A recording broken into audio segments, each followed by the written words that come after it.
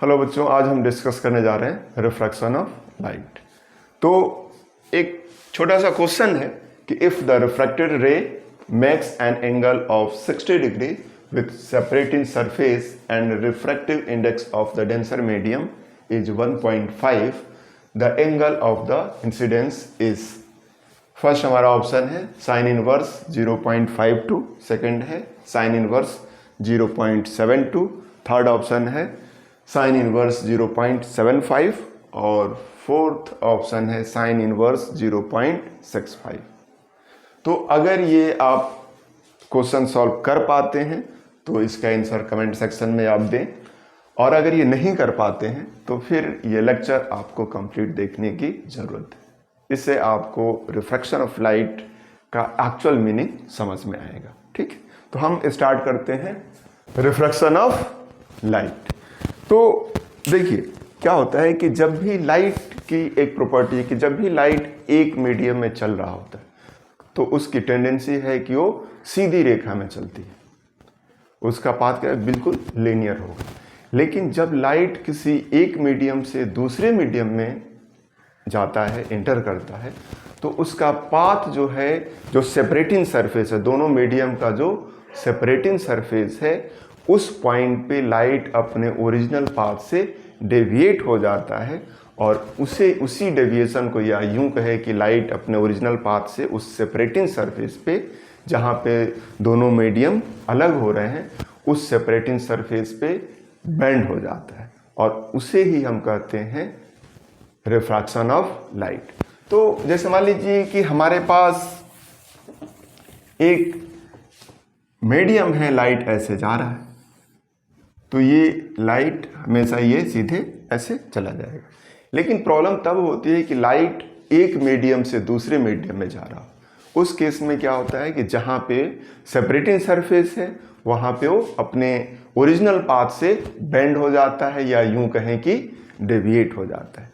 तो उसको समझने के लिए हम क्या करते हैं कि एक कंसेप्ट लेके आते हैं नॉर्मल की, उसको हम समझते हैं। जैसे मान लीजिए कि हमारे पास दो मीडियम है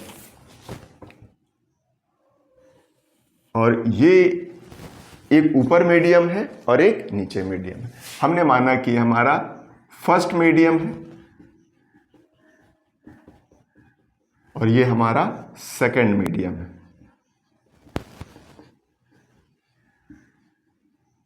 और ये हमारा सेपरेटिंग सरफेस है,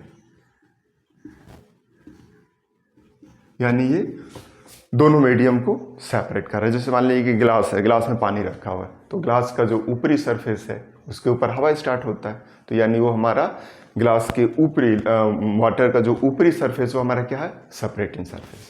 तो हमने मान लिया कि नीचे कोई एक अलग मीडियम है, ऊपर एक अलग मीडियम हो सकता है कि नीचे पानी हो और ऊपर आपका एयर हो, या ऊपर पानी हो नीचे ग्लास हो, दो। ठीक, तो अब इसमें एक लाइट रे आ रहा है। मान लीजिए कि हमारा फर्स्ट मीडियम है, तो फर्स्ट मीडियम से एक लाइट रे ऐसे आ रहा है।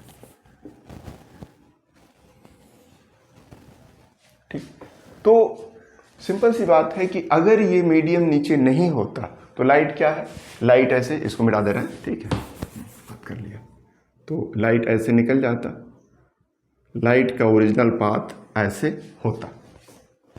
ठीक, लेकिन अब क्या है कि लाइट जब एक मीडियम से दूसरे मीडियम में एंटर करता है तो अपने ओरिजिनल पाथ से डेविएट हो जाता है।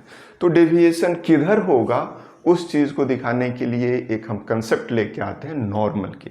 नॉर्मल का क्या मतलब है कि लाइट जिस पॉइंट पे इंसिडेंट होता है उस पॉइंट पे उस सरफेस के परपेंडिकुलर एक हम लाइन ड्रॉ करते हैं। ये लाइन एक्चुअल में इमेजिनरी लाइन होती है, ऐसा नहीं कि किसी सरफेस पे नॉर्मल यहाँ पे होगा, नहीं, जहाँ पे लाइट इंसिडेंट होगी वहीं पे नॉर्मल हो जाता है।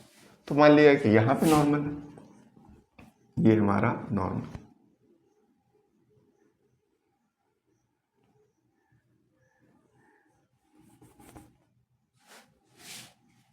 हमने सरफेस के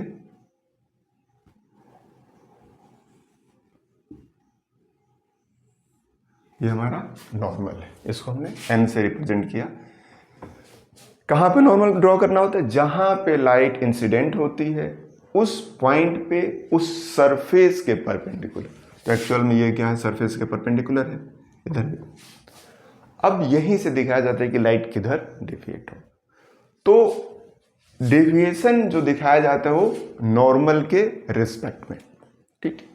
अब बात आती है कि यहाँ कंसेप्ट दिया गया एंगल ऑफ इंसिडेंस। तो एंगल ऑफ इंसिडेंस क्या है कि नॉर्मल और इंसिडेंट रे के बीच का जो एंगल होता है उसे कहते हैं एंगल ऑफ इंसिडेंस, यानी ये नॉर्मल। एंगल ऑफ इंसिडेंस क्या होगा?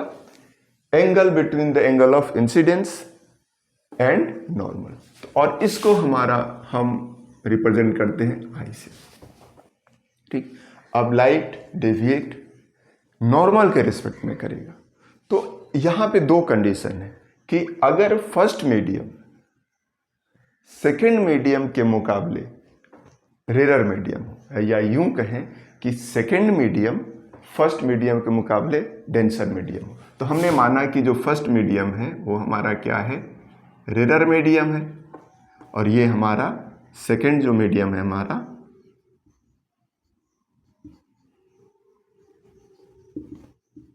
वो हमारा डेंसर है। तो इस केस में क्या होगा कि light bends towards the normal, यानी लाइट किधर की ओर झुकेगी? नॉर्मल की ओर, यानी ऐसे।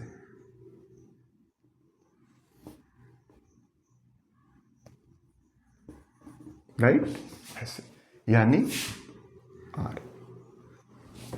यानी यहां पे क्या है कि जब भी लाइट रेयर मीडियम से डेंसर मीडियम में एंटर करता है तो लाइट कहाँ? लाइट किधर? बेंड्स टुवार्ड्स द नॉर्मल या डेविएट टुवार्ड्स द नॉर्मल, यानी नॉर्मल की ओर बेंड हो जाती है, ठीक। अब इस केस में हमेशा जो आर जो होगा हमेशा छोटा होगा आई से।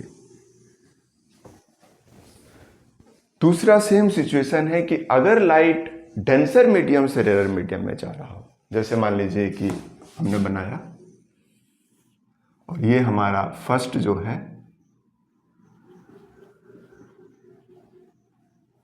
फर्स्ट मीडियम जो है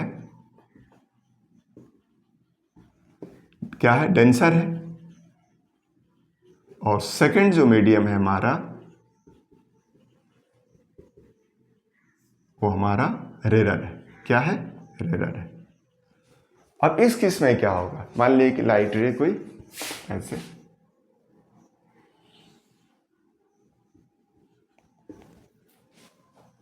तो डेविएशन दिखाने के लिए हम क्या, सबसे पहले जिस पॉइंट पे लाइट इंसिडेंट हो रहा है उस पॉइंट पे उस सरफेस के परपेंडिकुलर एक लाइन ड्रॉ करते हैं और उसे हम नॉर्मल कहते हैं। तो हमने एक लाइन ड्रॉ किया ऐसे, ये बिल्कुल नॉर्मल है। अब अगर ये मीडियम नहीं होता, यानी दोनों ही सेम मीडियम होता, तब क्या होता? लाइट ऐसे सीधी निकल जाती, लेकिन लाइट बेंड हो जाती है अवे फ्रॉम द नॉर्मल, यानी अपने नॉर्मल से दूर भागती है और ये ऐसे हो जाएगा। यानी जब लाइट डेंसर मीडियम से रेयर मीडियम में जाती है उस केस में लाइट अपने सेपरेटिंग सरफेस पे नॉर्मल से दूर भागती है। इसको हम क्या कहते हैं? एंगल ऑफ, यानी angle between the normal and incident ray, उसको हम कहते हैं आई। और angle between the normal and refracted रे के बीच जो एंगल बनता है उसको कहते हैं एंगल ऑफ रिफ्रैक्शन, यानी आर। तो आई क्या है? आई है एंगल ऑफ इंसिडेंस, और ये आर क्या है? Angle of refraction. इस केस में क्या होगा कि आर जो होगा आपका बड़ा होगा आई से। मतलब सिंपल सी बात है कि जब फर्स्ट मीडियम हमारा रेयर हो और सेकंड मीडियम डेंसर हो, उस केस में एंगल ऑफ रिफ्रैक्शन जो होगा वो छोटा होगा एंगल ऑफ इंसिडेंस से।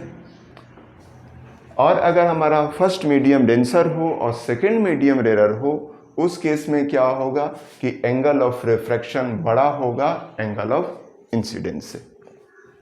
ठीक, और ये भी आपको पता है कि ये क्या है, ये हमारा इंसिडेंट रे है,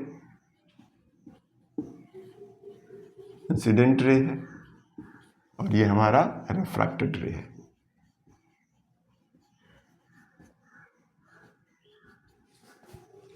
ठीक है, अब हम बात करते हैं कि इसके कॉजेस क्या है, ऐसा होता क्यों है। Causes of refraction of light ये है कि ये देखा गया कि लाइट की जो वेलोसिटी है हर मीडियम में सेम नहीं होगी, यानी the velocity of light is different in the different medium. क्योंकि आपको पता है कि लाइट की जो वेलोसिटी बताई जाती है 3 × 10⁸, 3 × 10⁸ मीटर पर सेकेंड। ये क्या है, वैक्यूम में या फ्री स्पेस कहिए, वैक्यूम या फ्री स्पेस या सिंपली एयर में भी इतना ही होता है करीब करीब। ठीक है, तो ये लाइट की वेलोसिटी क्या है, वैक्यूम में। लेकिन किसी दूसरे मीडियम जैसे कि वाटर हो गया या फिर ग्लास हो गया, उसमें लाइट की वेलोसिटी इतनी नहीं होती है। तो रिफ्लेक्शन का जो कॉज है वो ये है कि लाइट की जो वेलोसिटी होती है डिफरेंट मीडियम में डिफरेंट होती है, और उसकी वजह से लाइट क्या होता है कि बेंड होता है।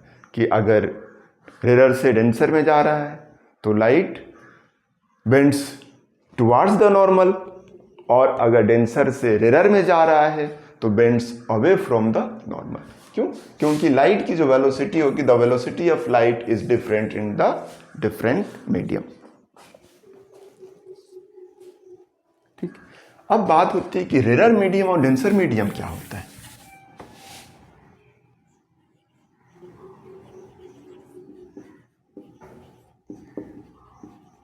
Rare medium and denser medium.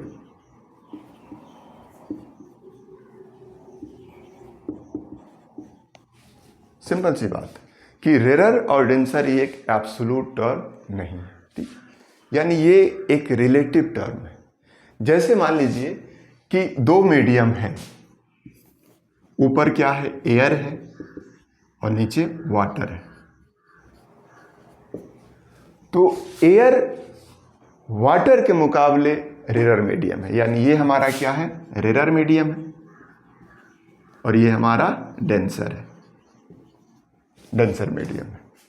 ठीक, अच्छा, अगर हमने मान लिया कि ऊपर हमने वाटर रखा और ये हमारा एक दूसरा मीडियम जो है वो ग्लास है, तो अब क्या है कि इसके मुकाबले ये रेयर, यानी अब वाटर जो है वो क्या है, रेयर है, और ये हमारा डेंसर। यानी ये एब्सोल्यूट टर्म नहीं है, रेयर और डेंसर मीडियम क्या है, ये एब्सोल्यूट टर्म नहीं है, ये हमारा रिलेटिव टर्म है। जैसे मान लीजिए कि गरीब और अमीर, कोई एब्सोल्यूट टर्म नहीं है। जैसे मान लीजिए कि क्या है कि बाइक वाला साइकिल वाले से अमीर हो सकता है, लेकिन कार वाले से गरीब है। ठीक है, तो वही चीज यहां पे है कि ये रेयर और डेंसर कोई एब्सोल्यूट टर्म नहीं है, ये क्या है, आपका रिलेटिव टर्म है। कि वो किसके मुकाबले उसकी बात कर रहे हैं, कि जब हमने दो मीडियम लिया, एयर लिया और दूसरा हमने वाटर लिया, उस केस में एयर क्या है, आपका रेयर मीडियम है, और वाटर आपका डेंसर मीडियम। लेकिन हमने दो दूसरे लिए कि एक वाटर लिया, दूसरा ग्लास लिया, और उस केस में हमारा वाटर क्या हो जाएगा, रेयर मीडियम हो जाएगा, और ये डेंसर मीडियम हो जाएगा। ठीक है, तो हाँ, अब ये है कि रेयर और डेंसर कहेंगे किसको, तो जब दो मीडियम लिए हैं जिसमें लाइट की वेलोसिटी ज़्यादा होगी वो हमारा क्या है, रेयर है, और जिसमें लाइट की वेलोसिटी कम होगी वो हमारा दूसरे के मुकाबले डेंसर है। यानी ग्लास जो है वाटर के मुकाबले डेंसर मीडियम है, या यूं कहें कि वाटर जो है एयर के मुकाबले डेंसर है, या यूं कह सकते हैं कि एयर वाटर के मुकाबले डेंसर है, और एयर जो है वाटर के मुकाबले रेयर है, वैसे ही हमारा जो ग्लास है वो वाटर के मुकाबले डेंसर है, या यूं कह सकते हैं कि वाटर जो है वो ग्लास के मुकाबले रेयर है। ठीक, तो अब यहाँ पे अगर हम बात करें, रिप्रेजेंट करें, मान लीजिए कि हमारा इस एयर में या वैक्यूम में लाइट की वेलोसिटी को हम रिप्रेजेंट करते हैं सी नॉट से, और इसमें हमने रिप्रेजेंट किया सी डब्ल्यू से। तो क्या होगा कि सी नॉट जो होगा वो बड़ा होगा सी डब्ल्यू, यानी जिसमें लाइट की वेलोसिटी कम हो वो दोनों मीडियम के मुकाबले क्या होगा, डेंसर होगा। अब यहाँ पे अगर हम बात करें कि इसमें सी डब्ल्यू कहिए और ये हमारा सी जी, तो ये हो जाएगा जो हम होगा हमारा सी डब्ल्यू बड़ा होगा सी जी से, यानी जिस मीडियम, दोनों मीडियम में, जिस मीडियम में लाइट की वेलोसिटी कम हो, जिस मीडियम में लाइट की वेलोसिटी कम हो वो डेंसर कहलाएगा, और जिसमें लाइट की वेलोसिटी ज़्यादा हो वो रेयर कहलाएगा। बहुत सिंपल सी बात है, यानी दो मीडियम हो और जिस मीडियम में लाइट की वेलोसिटी क्या हो, ज़्यादा हो वो रेयर है, जिस मीडियम में लाइट की वेलोसिटी कम हो वो हमारा डेंसर है। अब रिफ्रैक्शन ऑफ लाइट के दो नियम हैं, laws of refraction of light.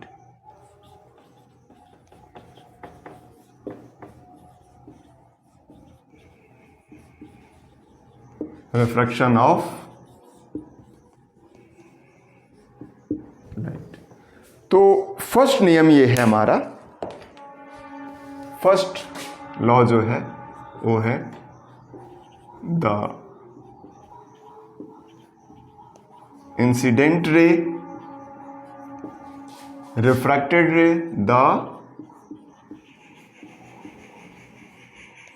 Refracted रे and normal to the point of separation lie in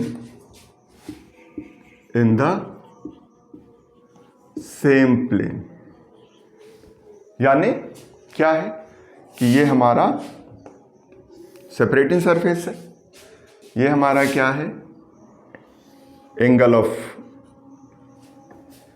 ये हमारा इंसिडेंट रे है, ये हमारा क्या है, नॉर्मल है, और ये हमारा मान लिया कि हमारा रिफ्रैक्टेड रे है।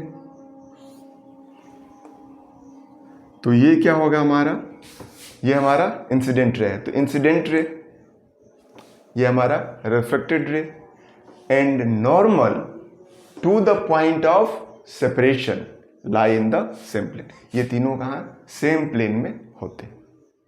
ठीक, अब हम बात करते हैं दूसरे लॉ की, सेकेंड लॉ। सेकेंड लॉ हमारा है the ratio of sine of angle of incidence and sine of angle of refraction is constant।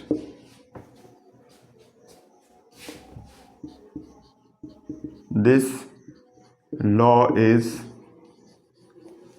called Snell's law।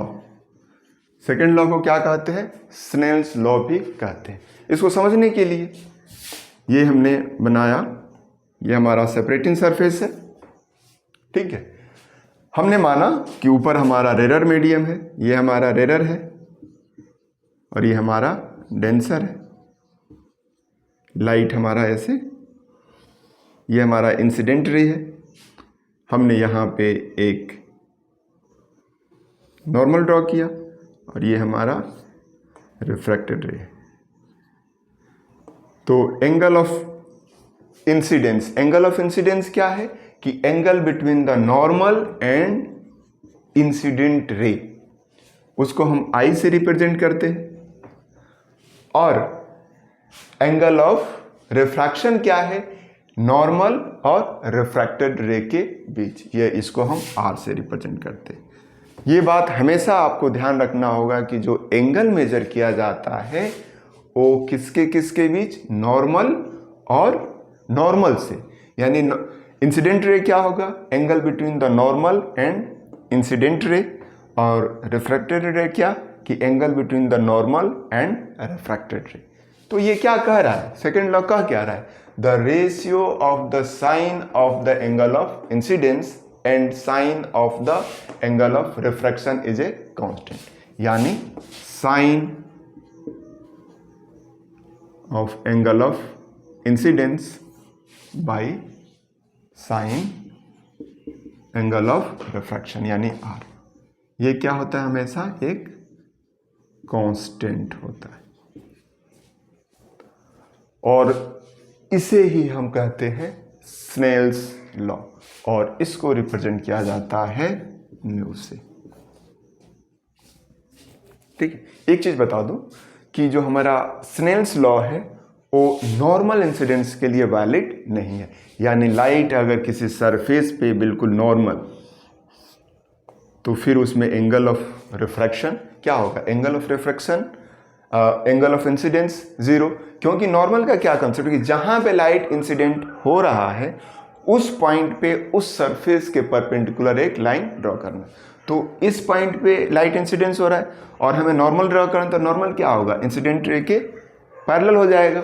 ठीक है, तो उस केस में एंगल ऑफ इंसिडेंस क्या होगा, जीरो, तो उस केस में एंगल ऑफ रिफ्रैक्शन भी क्या होगा, जीरो। यानी हम कह सकते हैं कि Snell's law is not valid for the normal incidence. ठीक है, इसके आगे वाले नेक्स्ट लेक्चर में हम बात करेंगे कि रिफ्रैक्टिव इंडेक्स क्या होता है, what is the refractive index. Actual में रिफ्रैक्टिव इंडेक्स भी दो तरह का होता है, एक हमारा रिलेटिव एब्सोल्यूट रिफ्रैक्टिव इंडेक्स, दूसरा होता है रिलेटिव रिफ्रैक्टिव इंडेक्स। इसको हम रिफ्रैक्टिव इंडेक्स ही कहते हैं, लेकिन डिटेल में इसके नेक्स्ट लेक्चर में हम डिस्कस करेंगे। ठीक है, रिफ्रैक्टिव इंडेक्स।